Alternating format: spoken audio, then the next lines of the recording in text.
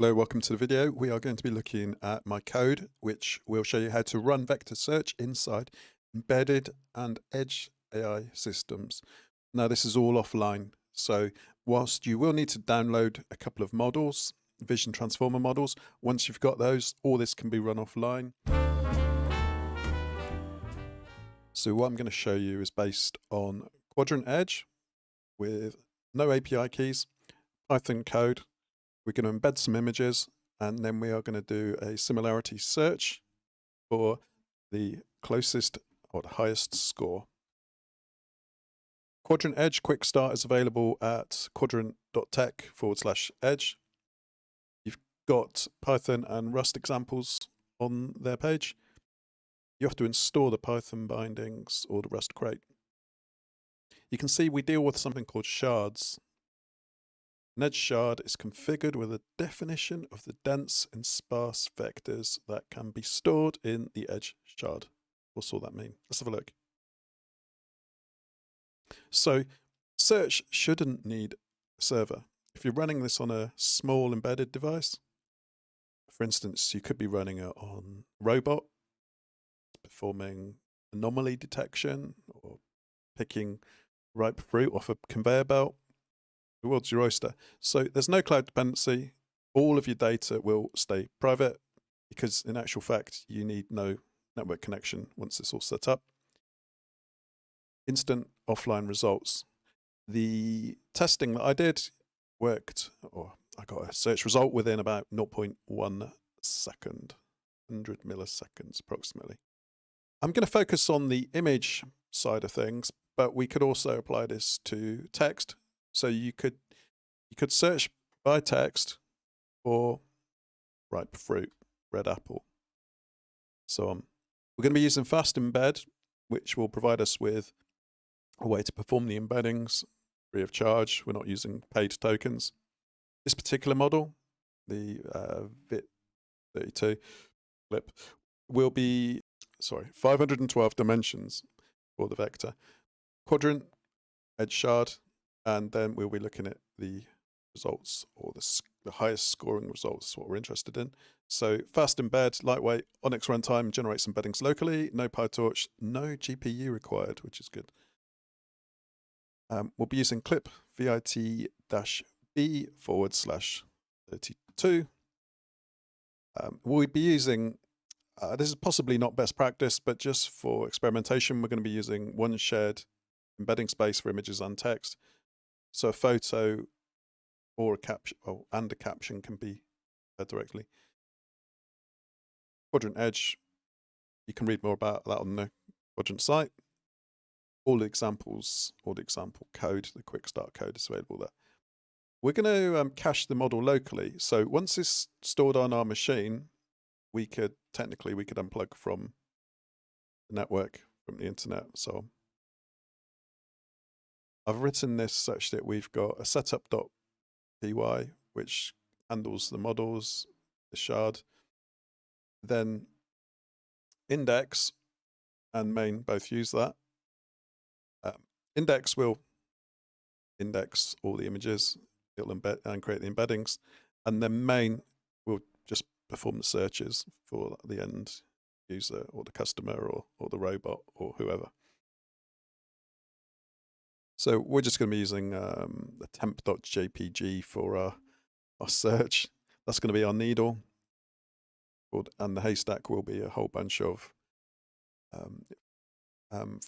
images of fruit. It's a data set of about 50 images. I don't have a GPU, so I can't really perform all of the optimizations or show all of the optimizations. We're going to be using TurboQuant. I'm doing that more to show you how to use the code, or how to write the code rather than the actual performance benefits, because I'm unable to demonstrate those without GPU or a million images. I haven't got time to do a million images. As normal Qdrant, we've got a point, which will be an ID, a vector, and a payload. And then we upsert that to our edge shard. So if you're familiar with Qdrant, you'd be familiar with collections, but now in Qdrant Edge, we use shard rather than collection. One other note is we will be using UUID5, so we don't get duplicates. With UUID4, every run would add, every run of our add image function potentially, or it would have ended up with 5 copies if we'd run it 5 times. So because we would, our first 5 scores would have ended up being the needle .jpg, which is the image we're trying to search for similar against. But for the image search, we've got 0.98, 97, 94, 94, so all good. What did that actually mean? What did it achieve? So the query, the temp.jpg, which was our reference, our needle, and then in the haystack, we found these 3 apples. Okay, so first we import path, then from FastEmbed, import image embedding, text embedding.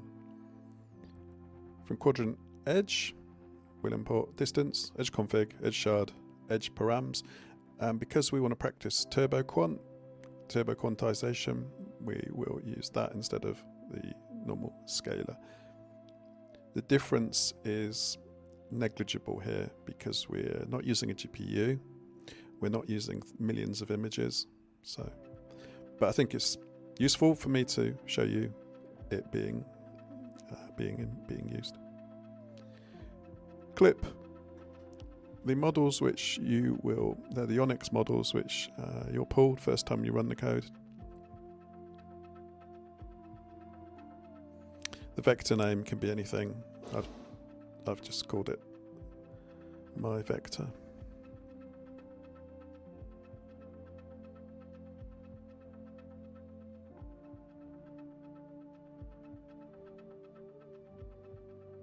The vector dimension you get from the model. So if the model comes from Hugging Face, for instance, you will find the vector dimension in the details.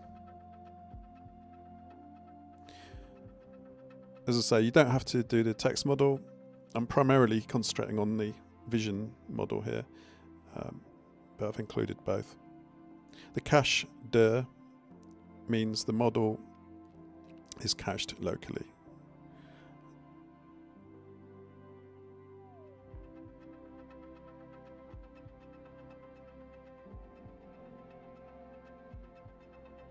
We're just setting up the vectors. Specify the dimension and the distance. Again, distance.cosine, that's specific to the model which you use. So you'll need to check wherever you download or source your model from, you'll find the appropriate vector dimension and distance metric.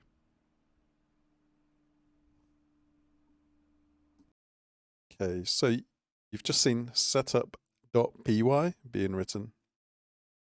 We've got the embeddings.py, which really is just the functions to specify the embedding model, create the point, which consists of an ID, a vector. Let me make that bigger to view. And then edge shard dot update operation dot upset underscore points, and then you've got your point. Add image, well, same.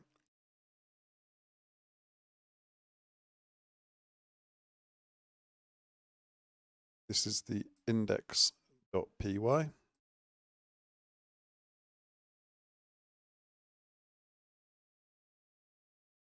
I'm timing it just for interest. You don't need to do that if you don't want.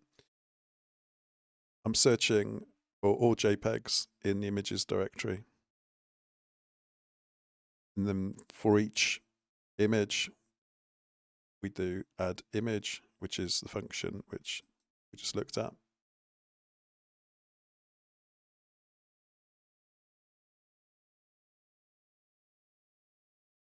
And main. In main, we're doing text, we're going through the motions with the text search really. But the image search, we're specifying images.temp as our source image. So in here, you see I've got all these images from a dataset, ready-made dataset. So temp, I believe, is alphabetical. So yeah, that's what I want to find close matches for.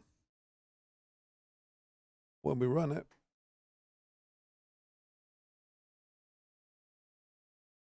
you see the closest result is 15, which is that one. Second closest result, so in descending order. But that, I would say, is actually the best result, because you see they get progressively greener or different shape. That one's got a leaf. So temp and 15, I would, and you see the stalk. Yeah, I'd say that's good. And you see the scores there. If we wanted, we could look at ranking, RRF, etc. But for this example, the key here was to show a demo of Qdrant Edge. For anybody who's already tried Qdrant, should look fairly familiar. Just remember you need to use Qdrant Edge. So when you, I'm using UV here, but here you could, instead of when you import Qdrant Edge, add it to your dependencies first so that it's available, and then from Qdrant Edge imports.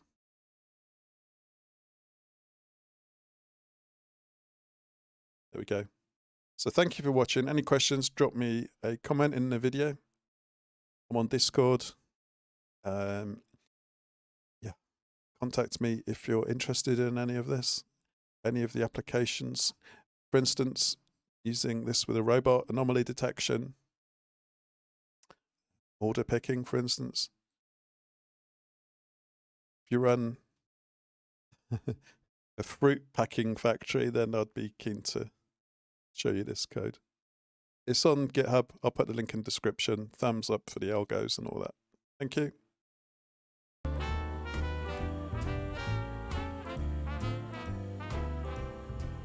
I was swinging along, mind